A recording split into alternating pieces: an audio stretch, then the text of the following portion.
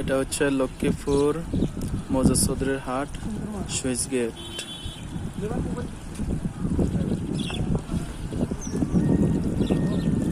আপনারা এখন দেখতে পাচ্ছেন লক্ষ্মীপুর মৌজা চৌধুরীর হাট সুইচ গেট।